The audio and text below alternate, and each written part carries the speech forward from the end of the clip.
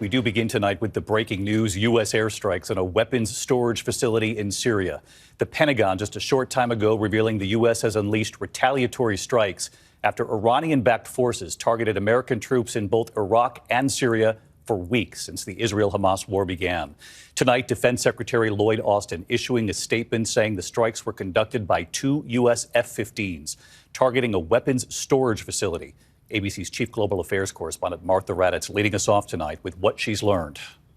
Tonight, retaliation. U.S. warplanes striking a weapons facility in Syria after Iranian-backed forces targeted American troops in Iraq and Syria with a barrage of drone and rocket attacks over the weekend, making at least 40 such attacks on Americans since mid-October.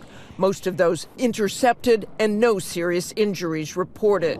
This is the second time the U.S. has launched these retaliatory airstrikes in response to attacks on American troops by Iran-backed militants.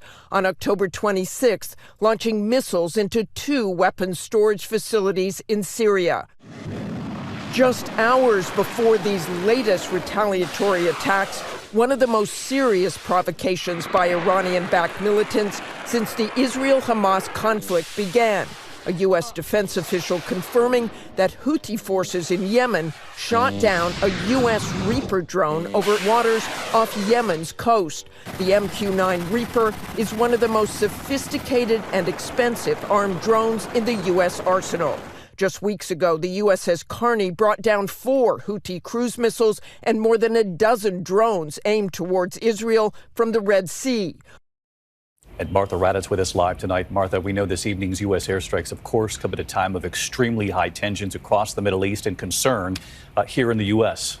Very high tensions, David. And while the U.S. is trying to make sure the war in Israel does not spread, Defense Secretary Lloyd Austin saying in a statement tonight the United States is fully prepared to take further necessary measures to protect our people and our facilities. David?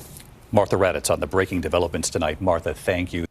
Tonight, 8 people have been killed in a horrific crash on the highway in Batesville, Texas, about 50 miles from the border. A driver allegedly smuggling migrants into the U.S. crashing head-on into an SUV on U.S. Highway 57. 5 people in the car and 2 in the SUV were killed. The driver allegedly trying to outrun police.